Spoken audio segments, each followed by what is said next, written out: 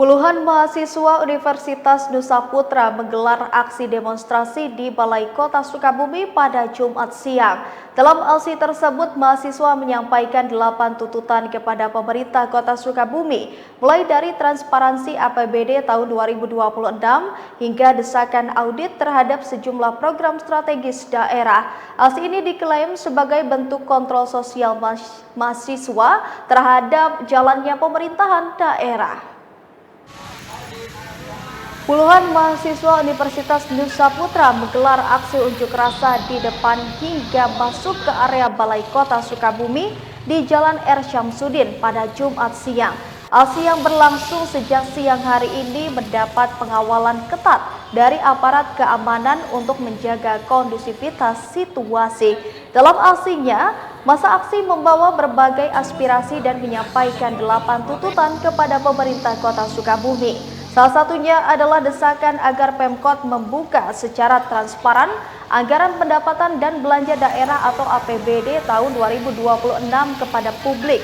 Mahasiswa juga menuntut dilakukannya audit independen terhadap program beasiswa tahun 2025 serta audit dan publikasi rencana kesinambungan rumah sakit umum daerah.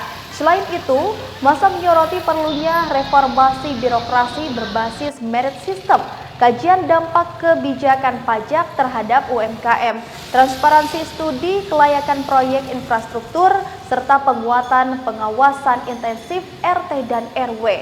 Mahasiswa sempat diterima untuk berdialog di pelataran Balai Kota oleh Sekretaris Daerah Kota Sukabumi dan Asisten Daerah 3 Sekda Kota Sukabumi. Dalam orasinya, mahasiswa juga menyoroti program 12 PAS yang menjadi jargon pemerintah Kota Sukabumi yang dinilai masih bersifat seremonial tanpa tindak lanjut yang jelas.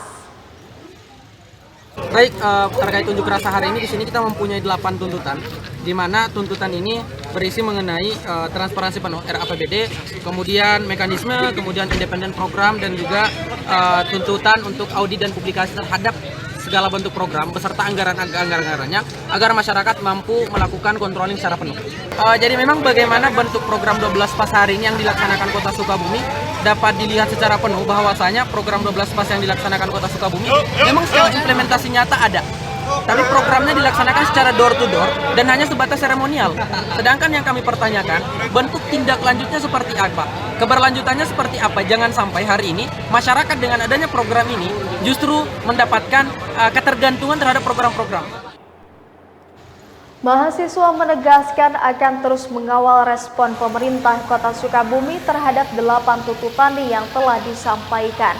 Mereka berharap terbuka ruang dialog publik agar kebijakan pemerintah daerah lebih transparan, akuntabel, dan berpihak kepada masyarakat.